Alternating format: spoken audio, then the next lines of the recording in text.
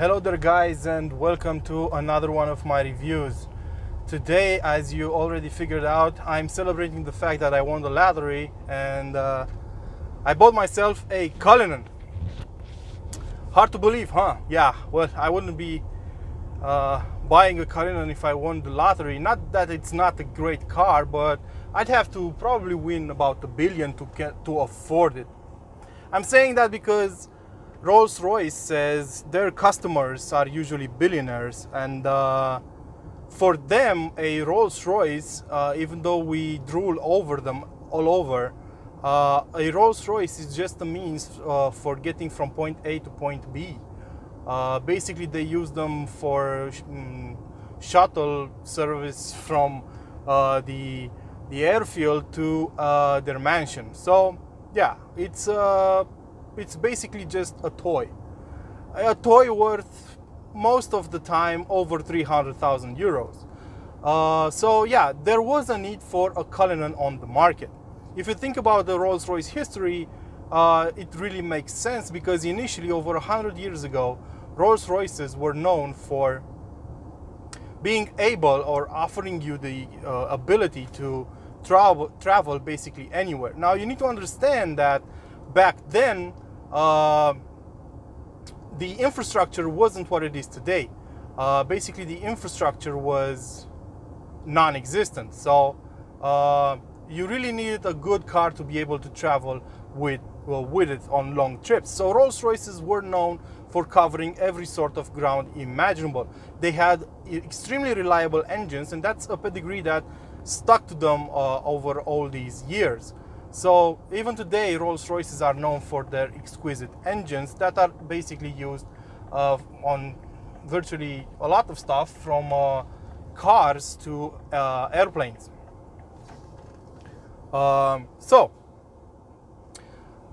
Considering the SUV boom that we're experiencing today, an SUV from Rolls-Royce was basically a logical choice. So the Cullinan was developed. Now, some people might claim that this shares way too many parts with BMW, but I beg to disagree.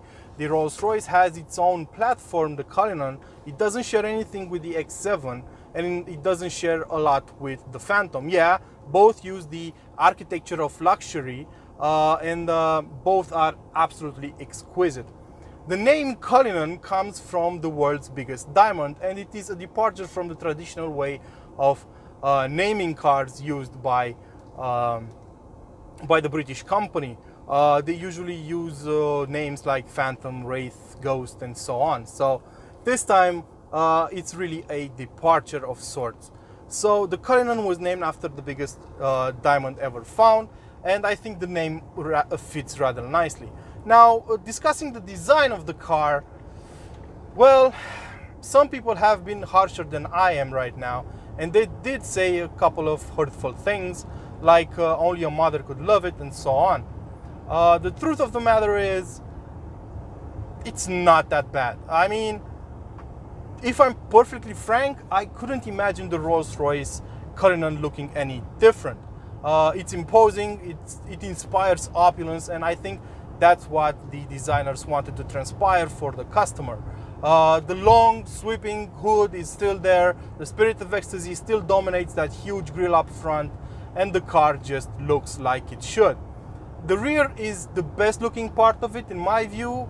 From the rear 3/4 view, that's the perfect spot if you wanna take a picture. The front end could use a bit of improvement, but I would be hard pressed to say exactly where improvements could be made.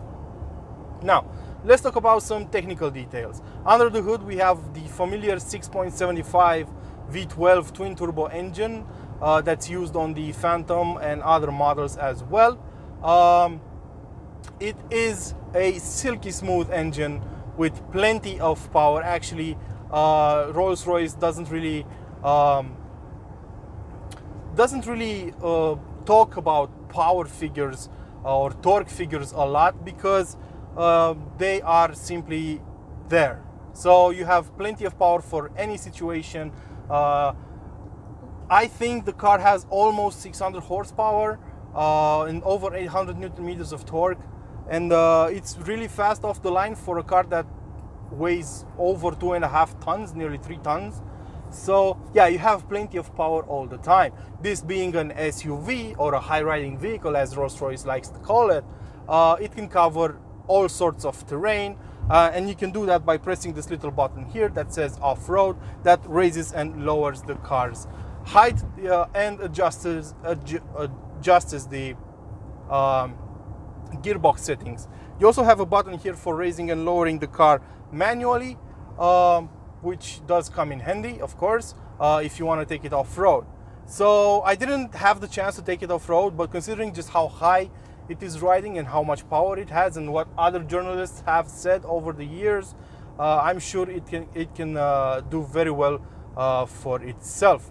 As for the driving sensation, well, it's typically Rolls-Royce. It's exactly how you'd expect a Phantom on stilts to drive. It's high, it's really comfortable, it goes over bumps really easily, and it's extremely quiet in here. It is by far the quietest and most luxurious and most comfortable SUV on the market right now, and that includes the Bentayga. Talking about the Bentayga, some people could claim that the Bentley is the only rival to this car, but I beg to differ. This thing is in a whole different league. It's not as fast as the Bentley, that's for sure. But when it comes to luxury and comfort, there's simply no way we can compare these cars. Now, let's talk a bit about the design inside. It's traditional Rolls-Royce. Not a lot has changed, but what I like about every Rolls-Royce is the fact that every material is top-notch. The leather is the best you can get in the business. The stainless steel finishes, the aluminum finishes, the buttons, the wood, even the wood, listen to that. It sounds like proper wood, and it is proper wood. It's no, there are no tricks being used here. So that's something you need to keep in mind. The rear seats are absolutely comfortable. They have plenty of room. You have, in this particular car, you have a champagne cooler, you have a water reserve in the armrest, you have tabletops, you have screens in the back, you can control the infotainment system from the back. Basically you can do everything from the back, because a lot of the owners of the Cullinan will be sitting in the back and not in the driver's seat. You can recline the seats. This car even has the optional acoustic glass in the back that isolates the cabin from the noise coming from the boot, and it also has the luxury lounge seats, and there's an option, I don't know exactly what it's called. There's an option that has fold out seats in the boot that allow you to just sit back and enjoy the view whenever you arrive at your destination. They are really quite something. There's plenty of storage in the back. That's not going to be a problem for a Rolls-Royce owner. Just like the fuel consumption is not going to be a problem. Don't ask me about that. I really have no idea how much fuel this thing sips. It's probably a lot. Nobody cares. So yeah, this is the Rolls-Royce of SUVs. It is something unlike anything I experienced before.